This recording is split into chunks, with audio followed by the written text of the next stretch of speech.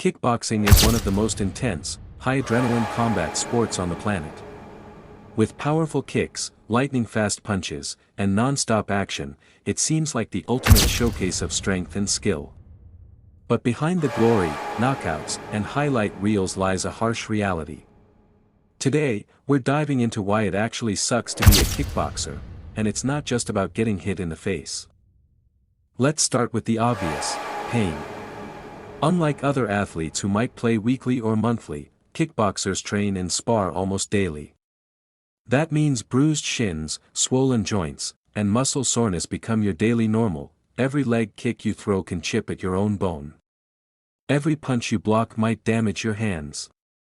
Fighters often go into matches already injured, because if they backed out every time they were hurt, they'd never fight at all. You'd think risking your brain and body would come with a nice paycheck, right? Wrong. Most kickboxers, especially those not in the top-tier leagues like Glory or One Championship, barely make enough to survive. Fighters might earn only a few hundred to a couple $1,000s per fight. After paying coaches, gym fees, and travel costs, there's often nothing left. You're literally risking concussions, broken bones, and long-term brain trauma for money that won't even cover rent in some CIT. Repeated blows to the head, especially from kicks and knees, increase the risk of CTE, chronic traumatic encephalopathy, a degenerative brain condition seen in many combat sport athletes. Symptoms include memory loss, depression, aggression, and eventually, dementia, the scariest part. These symptoms often don't show up until it's too late. You might be in your 30s and already facing irreversible damage. Before every fight, many kickboxers undergo brutal weight cuts, losing 10 to 20 pounds in just days. This involves starving, dehydrating, sweating out fluids in saunas, and sometimes using laxatives or diuretics. The process is dangerous. Fighters have passed out, been hospitalized, or even died from extreme dehydration. And even when done safely, it leaves fighters exhausted before they even step in the ring. Kickboxing is not a lifelong career. The average fighter peaks in their late 20s or early 30s. After that, your speed, reflexes, and durability decline rapidly.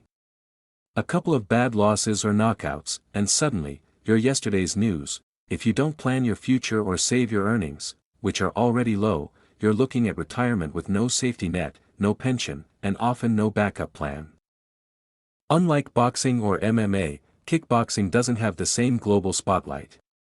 Even the best kickboxers in the world are relatively unknown outside hardcore fans. You could be a world champion, have dozens of fights, and still walk down the street without anyone recognizing you, unless you're in a kickboxing-obsessed country like the Netherlands or Thailand. Kickboxers live with constant pressure. If you lose, fans and promoters move on. If you win, the next fight is already being lined up. Injuries. No excuses. Mental health struggles. Shake it off. There's little time to rest, reflect, or recover. And when you finally retire, the transition to normal life is tough. Many struggle with identity loss, depression, and a lack of purpose after leaving the sport. Unlike athletes in major team sports, most kickboxers don't get health insurance, union representation, or long-term medical coverage. If you get injured in training or in a match, you're on your own. A torn ACL. You're paying for surgery. A concussion. Hope you have savings. It's a high-risk sport with no safety net. Kickboxing is raw, powerful, and exciting to watch. But being a kickboxer? That's a different story. Behind every highlight reel is a fighter who trains through pain, cuts weight to dangerous levels, fights for peanuts, and gambles with their long-term health, all for the love of the sport. So the next time you cheer for a knockout, just remember, being a kickboxer might look cool. But it absolutely sucks.